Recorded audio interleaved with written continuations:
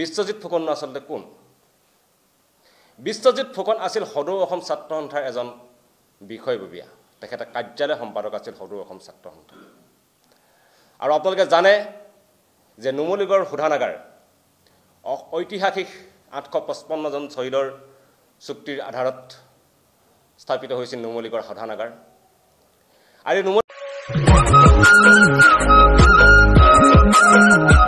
Hello' নমস্কাৰ বন্ধু বান্ধৱীসকল, মই অসমৰ অন্য এটি নতুন ভিডিঅ'লৈ আপোনালোকক সকলোকে পুনৰবাৰ স্বাগতম জনাইছোঁ। আজি আপোনালোকৰ মাজলৈ লৈ আছোঁ এটা খুব ধুনীয়া টপিক, আৰু এই টপিকটো আজি আপোনালোকে চাই খুব ভাল পাব বুলি আশা কৰিছোঁ। আৰু এই টপিকটো আমাৰ বৰ্তমান খুব আলোচনা হৈ থকা, আমাৰ সেইদিনা সদনত আলোচনা হোৱা আমাৰ অখিল গগৈ ডাঙৰীয়াৰ পত্নীক গীতাশ্ৰী বাইদেউক গীতাশ্ৰী বাইদেউক যিটো চাকৰিৰ সন্দৰ্ভত তেওঁক তদন্ত ল'বলৈ আমাৰ মামাই কৈছিলে। সেই মামাই কোৱা কথাক লৈ এতিয়া এটা কৈ বহুত ডাঙৰ এটা বিষয় আলোচনা হৈ গৈ আছে। আৰু তাতে আকৌ আমাৰ সৰুপথাৰ সমষ্টিৰ বিধায়ক বিশ্বজিৎ ফুকন ডাঙৰীয়া তেওঁ আমাৰ গীতাশ্ৰী বাইদেউক ছেকেণ্ড ইয়েৰ পৰীক্ষাত ছেকেণ্ড ডিভিজন গৈছিলে বুলি তেওঁ কৈছিলে। আৰু আমাৰ অখিল গগৈ ডাঙৰীয়াই যে first division first class gold medal পাইছিলে বুলি কোৱাৰ কাৰণে আজি আমাৰ এই বিশ্বজিৎ ফুকন ডাঙৰীয়া যিকা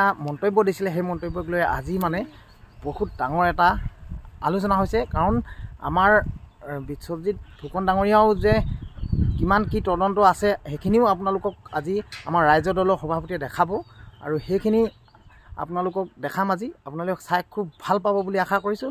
যিহেতু সি গছৰ ওলাই গৈ আছে, এটা এটাকৈ বহল হৈ গৈ আছে, আৰু ওপৰলৈ যে পানী ছিটিয়ালে নিজৰ গাত পৰে সেইটো বিশ্বজিৎ ফুকন ডাঙৰীয়াই ভবাই নাছিলে। গতিকে তেওঁ ওপৰলৈ ছিটিয়াই আজি নিজৰ গাত এতিয়া পানী পৰিছে। সেই গতিকে আপোনালোকক আজি ভিডিঅ'টো আগবঢ়াই দিম। আপোনালোকে কোনো স্কিপ নকৰাকৈ ভিডিঅ'টো প্ৰথমৰ পৰা শেষলৈ চাই থাকিব।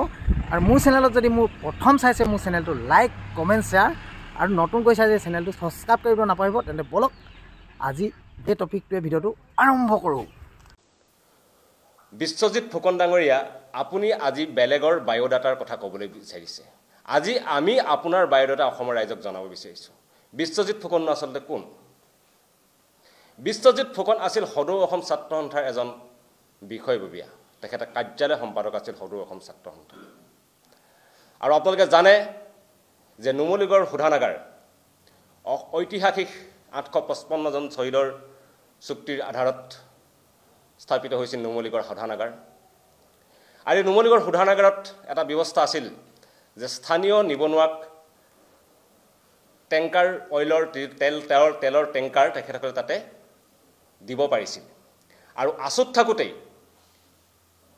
জাতীয়তাবাদৰ ঠিকা লৈ আচু লিডাৰ হোৱাৰ সুবাদত বিশ্বজিৎ ফুকনে ইখনৰ পিছত সিখনকৈ টেংকাৰ দি আমি 21ৰ এফিডেভিটত হিচাপ পাইছোঁ যে 13খনতকৈ বেছি টেংকাৰ তেখেতে নুমলীগড় শোধানাগাৰ ইতিমধ্যে তেখেতে দি দিছে আচু লিডাৰ হোৱাৰ সুবাদত।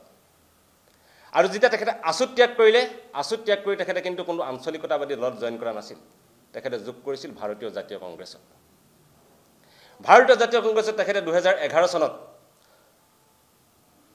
বিধানসভা নিৰ্বাচনত প্ৰতিদ্বন্দ্বিতাৰ কাৰণে টিকেট বিচাৰিছিলে, নাপালে। আৰু টিকেট নোপোৱাৰ লগে লগে আমি দেখা পালোঁ যে বিশ্বজিৎ ফুকন গৈ এবাৰ বিজেপি দলত যোগদান কৰিলে। বিজেপি দলৰ পৰা 2016 চনত বিধায়ক বিশ্বজিৎ ফুকনে পুনৰবাৰ টিকেট বিচাৰিলে। 2016 চনত বিধায়ক বিশ্বজিৎ ফুকনে টিকেট নাপালে। টিকেট নাপাই তেখেতে নিৰ্দলীয় হিচাপে ফুলকবিৰ ছবিত সৰুপথাৰ সমষ্টিৰ পৰা প্ৰতিদ্বন্দ্বিতা কৰি তৃতীয় স্থানত থাকিব লগা হ'ল। 6 বছৰৰ কাৰণে পাৰ্টিৰ পৰা নিলম্বিত হ'ল। কিন্তু যিহেতু তেখেতৰ হিৰত মুখ্যমন্ত্ৰী হিমন্ত বিশ্ব শৰ্মাৰ আশীৰ্বাদ আছিল, নিলম্বন প্ৰত্যাহাৰ হ'ল, আৰু 2021 তেখেত পুনৰ বিধায়ক হ'ল।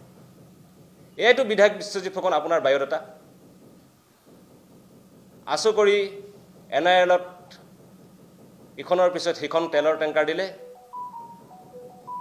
কংগ্ৰেছত যোগদান কৰিলে, কংগ্ৰেছত যোগদান নকৰি বিজেপিৰ যোগদান কৰিলে, বিজেপিৰ টিকেট নাপাই নিৰ্দলীয়ভাৱে প্ৰতিদ্বন্দ্বিতা কৰিলে, আৰু শেষত যেনিবা কোনোবাকে আপোনাৰ সেই যি সপোন যে বিধায়ক স্বাধীন হ'বই লাগিব, যি দলৰে নহওক, যি আদৰ্শতে মই নাথাকোঁ কিয় মই বিধায়ক হ'বই লাগিব, সেই সপোন যেনিবা আপোনাৰ ফলি আলে।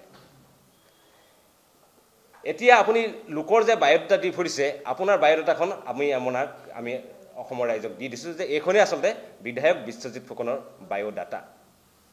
এতিয়া আপোনাক আমাৰ কেইটামান প্ৰত্যাহ্বান আমি জনাব বিচাৰিছোঁ। প্ৰথম কথাটো হ'ল কৈছোঁ যে আপুনি আছুত থাকোঁতে কেনেদৰে সুবিধা আদায় কৰিছে আমি ইতিমধ্যে কৈছোঁই, আৰু যেতিয়া আপুনি বিধায়ক হ'ল তাৰপিছততো কথাই নাই। আপুনি অমিত সৰোবৰৰ নামত সৰুপথাৰত কেনেকুৱা ধৰণৰ কেলেংকাৰী সংঘটিত কৰিছে অসম সৰুপথাৰবাসী ৰাইজৰ মুখে মুখে। বহুতে আনকি এইটো কথাও কয় আপুনি ঠিকাৰ যি চিণ্ডিকেট চলাইছে সেই কথাও সৰুপথাৰবাসী ৰাইজে জানে। আনকি বহু মানুহে আমাক এই অভিযোগো দিছে, সঁচা মিছা নাজানো, যে অৰুণাচলৰ মদৰ যি চিণ্ডিকেট গোলাঘাটৰ মাজেৰে চলি আছে তাৰ মাষ্টাৰ মাইণ্ড আপুনি বুলিও আমাক বহুতে অভিযোগ দি আছে। এয়াই আপোনাৰ সৰুপথাৰ সমষ্টিৰ বিধায়ক হিচাপে আপুনি অৰ্জন কৰা সুখ্যাতি। আৰু বিধায়ক বিশ্বজিৎ ফুকন ডাঙৰীয়া, আপুনি অধ্যক্ষ হৈ থাকোঁতেই এপেক্স বেংকত 20 কোটি 30 লাখ টকাৰ ৰাজেশ বাজাৰ কেলেংকাৰী সংঘটিত হোৱা নাছিলনে? আপোনাৰ নিৰ্দেশতেই পৰিচালন সঞ্চালক ডম্বৰ শইকীয়াই বেআইনীভাৱে কোনো ধৰণৰ প্ৰভিজন নথকা ডিমাণ্ড বিল পাৰ্চেজৰ জৰিয়তে ৰাজেশ বাজাজক 20 কোটি 30 লাখ টকাৰ ঋণ দিয়া নাছিলনে? এই কেলেংকাৰীৰ তদন্ত ক'ত গ'ল? এই কেলেংকাৰীৰ তদন্তৰ বিচৰাৰ সাহস আপোনাৰ হ'বনে? অমিত সৰোবৰ কেলেংকাৰীৰ তদন্তৰ বিচৰাৰ আপোনাৰ সাহস হ'বনে?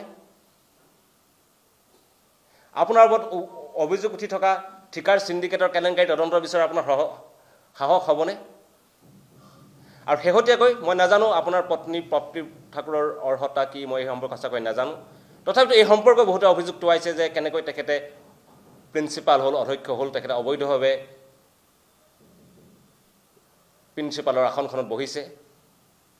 যেতিয়া অভিযোগ উত্থাপন হৈছে তেতিয়া আপোনাৰ অন্তত এই বিষয়টোক লৈ তদন্ত বিচৰাৰ সাহস আপোনাৰ হ'বনে?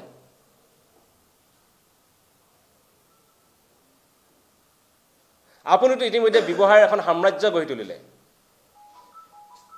প্ৰথমে জাতীয়তাবাদী লিডাৰ হৈ, কংগ্ৰেছৰ লিডাৰ হৈ, এতিয়া বিজেপি MLA হৈ আপোনাৰ ঘৰত এতিয়া টেংকাৰৰ লানি নিচিগা হাৰ, 2-3টাকৈ তেল ডিপুৰ মালিক আপুনি, চাহ বাগান খুলিছে টি ফেক্টৰীও, 2 হুইলাৰ ডিলাৰ আছে, কাজিৰঙা, গোলাঘাট টাউন, মৰঙি, বৰপথাৰ টাউন, সৰুপথাৰ টাউনত ক'ত আপোনাৰ আজি মাটি নাই? কেনেকৈ ইমান মাটি আপুনি স্থাবৰ আৰু অস্থাবৰ সম্পত্তি আপুনি সংগ্ৰহ কৰিছে? আৰু এইদৰে কৰি আপুনি এটা কোম্পানীও খুলিছে। কোম্পানীটোৰ নাম হৈছে চাংপুল টি প্ৰাইভেট লিমিটেড। এই কোম্পানীটোতো 2জন ডাইৰেক্টৰ, এজন হৈছে বিশ্বজিৎ ফুকন, আনজন হৈছে তেখেতৰ পত্নী প্ৰাপ্তি ঠাকুৰ। আৰু আমি যে কেইবাজনো CA লগত কথা বতৰা পাতিছোঁ, বিভিন্নজনে কৈছে নাই, যেতিয়া এজন ব্যক্তিয়ে চৰকাৰী কৰ্মচাৰী হৈ থাকিব তেখেতে কোনো পধ্যেই এটা প্ৰাইভেট কোম্পানীৰ ডাইৰেক্টৰ বা সঞ্চালক পদত থাকিব নোৱাৰে। অৰ্থাৎ আপোনাৰ পত্নীয়ে অবৈধভাৱে বেআইনীভাৱে চাংপুল টি প্ৰাইভেট লিমিটেডত ডাইৰেক্টৰ হৈ আছে। চৰকাৰী নীতি নিয়ম উলংঘা কৰি আপোনাৰ পত্নী প্ৰাপ্তি ঠাকুৰ আপুনি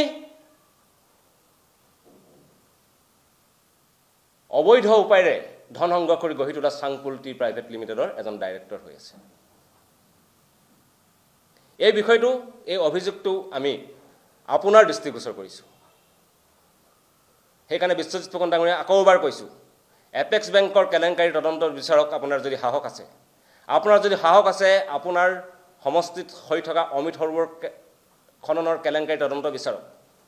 আপোনাৰ যদি সাহস আছে আপোনাৰ সমষ্টিত আপুনি চলাই থকা ঠিকাৰ চিণ্ডিকেট ৰাজৰ তদন্ত বিচাৰক। আপোনাৰ যদি সাহস আছে বহুতেই অভিযোগ দিয়া অৰুণাচলী মদৰ চিণ্ডিকেটৰ তাৰ তদন্ত বিচাৰ সাহস কৰক। আপোনাৰ যদি সাহস আছে আপোনাৰ পত্নী কেনেকৈ অধ্যক্ষ পদত নিযুক্ত হ'ল তাৰ তদন্ত বিচাৰক।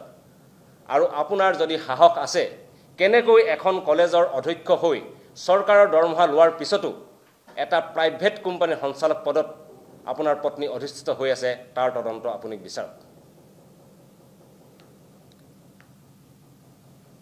কোনো কথা নাই, বতৰা নাই, কেৱল নিজৰ মাষ্টৰক তেল মাৰিবলৈ গৈ এইদৰে এগৰাকী সন্মানীয় মহিলাক বাৰেপতি মানসিক হাৰাশাস্তি কৰি থকাৰ বাবেই আপোনাৰ সন্দৰ্ভত এইকেইটা কথা আমি মুকলিকৈ ক'বলৈ বাধ্য হ'লোঁ। ধন্যবাদ। আমাৰ এই বিষয়ত প্ৰতিক্ৰিয়া ইমানেই আছিল।